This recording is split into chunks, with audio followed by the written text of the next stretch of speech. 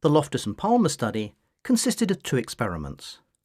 In the first experiment, 45 participants were shown 7 clips of traffic accidents. They were then divided into 5 groups of 9 and asked a series of specific questions. But the critical one was about the speed of the vehicles. So some witnesses might be asked how fast were the cars going when they hit each other. Others might be asked how fast were the cars going when they smashed into each other, and different verbs of contact were used. Participants in the first group were asked to estimate how fast the cars were going when they smashed into one another. The second group was asked how fast they were going when they collided with each other. For the third group, the verb was bumped. For the fourth, it was hit. And for the fifth group, it was contacted.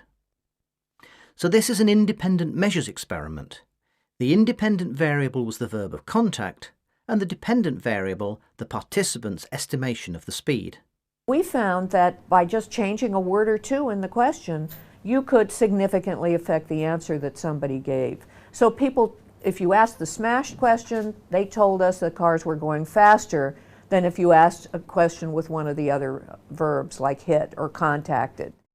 When the word smashed was used, the average estimate of the car's speed was nearly 41 miles an hour, almost 10 miles an hour faster than when the word contacted was used. It could be that participants' memories had actually been changed, or it could be that participants were adjusting their estimates to fit with the expectations implied in the question. But in either case, this has massive implications for the criminal justice system, because Loftus and Palmer's experiments suggest that changing a word or two in a question can significantly alter the answer the witness gives you.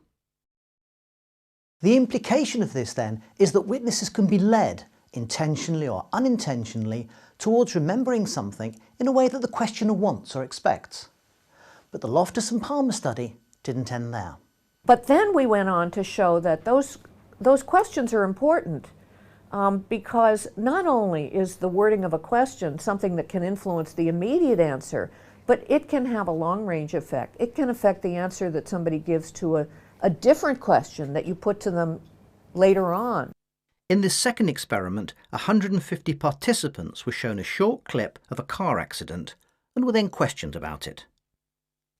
They were divided into 3 groups of 50. One group was asked how fast were the cars going when they smashed into each other. The second group was asked how fast were the cars going when they hit each other. And the third, the control group, was not asked about the speed of the cars.